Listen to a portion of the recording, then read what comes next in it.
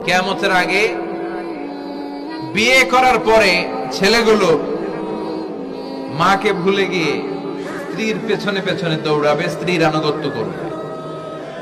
এরকম নমুনা আছে না নাই? বই ঘরে আছে।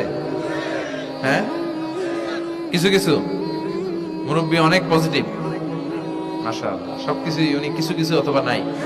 এদিক থেকে আওয়াজ আসতেছে আছে, হয়তো কিছু কিছু আছে, কিছু কিছু নাই। জেনারেলাইজ করা ঠিক হবে। তো এই জন্য মাকে ভুলে যাওয়া যাবে না। মায়ের দোয়া বড় দোয়া।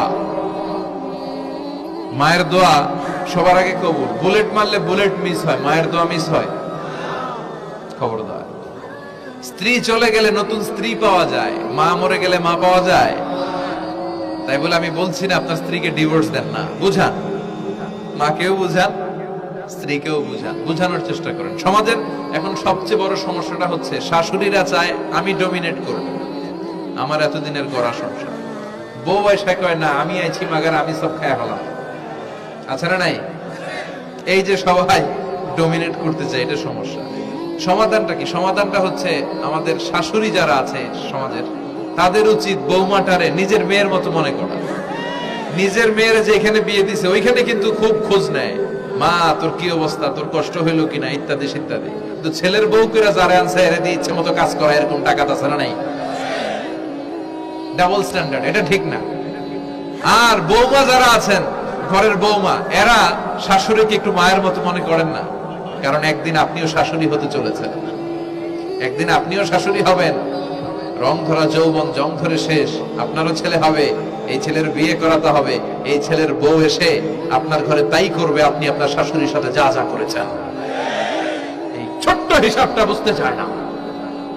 শাশুড়ির উচিত বৌমাকে নিজের নিজের মেয়ের মতো করে আদর করা, যত্ন করা। বৌমাদের উচিত শাশুড়িকে মায়ের মতো সেবা করা। এই মিউচুয়াল আন্ডারস্ট্যান্ডিংটা থাকলে কোনো ঘরে আর ঝগড়া হবে? শাশুড়ি বৌমা, আল্লাহ সবাইরে তুমি কবুল করো। তো কিয়ামতের আগে মারে ভুলে যাবে, মাকে ভুলে গিয়ে স্ত্রীর পেছনে পেছনে দৌড়াবে।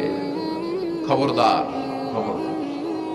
আপনি নামাজি হতে পারেন, মুসল্লি হতে পারেন, হাজী সাহেব হতে পারেন, কিন্তু মা যদি বদদোয়া দেয় আপনার সব শেষ, দুনিয়াও শেষ, আখিরাতও শেষ। মায়ের মর্যাদা বাবার চেয়ে 3 গুণ বেশি।